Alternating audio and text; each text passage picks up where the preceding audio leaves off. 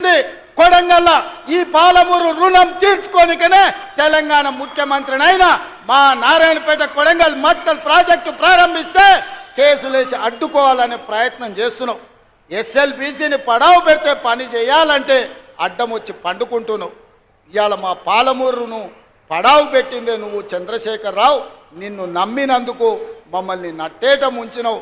వెనకటికి పెద్దలు చెప్పినట్టు నమ్మి నానబోస్తే పుచ్చి బుర్రెలైనాయని ఇవాళ చంద్రశేఖరరావు నమ్ముకున్నందుకు పాలమూరు జిల్లా ఎడారిగా మారింది.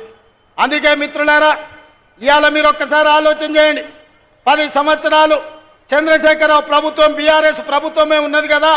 మీరందరు కలిసి మేఘారెడ్డి, నన్ను, మల్లురవిని, బట్టి విక్రమార్క గారిని, మధుసూదన్ రెడ్డిని, రాజేష్ను, శంకర్ను ఆశీర్వదించి 5 ఏళ్ల కోసం అధికారం ఇస్తే ఏడాది కాకముందే మమ్మల్ని దిగిపోమంటారు. ఇది న్యాయమా? ఒక్కసారి ఆలోచన చేయండి.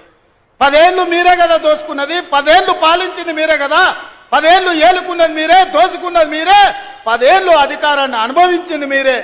ఒక పాలమూరు రైతు బిడ్డ నల్లమల్ల ప్రాంతం నుంచి తెలంగాణకు ముఖ్యమంత్రి అయితే చూసి ఓర్వలేరా? మీరు, మీ కొడుకులు, మీ మనవళ్ళు మీరు ఏలనిక్క పుడితే మేమేమో ఇవాళ బిచ్చమెత్తుకోవడానికి పుట్టినమా అని నేను అడుగుతున్నా. మీలాగా మేము చదువుకోలేదా?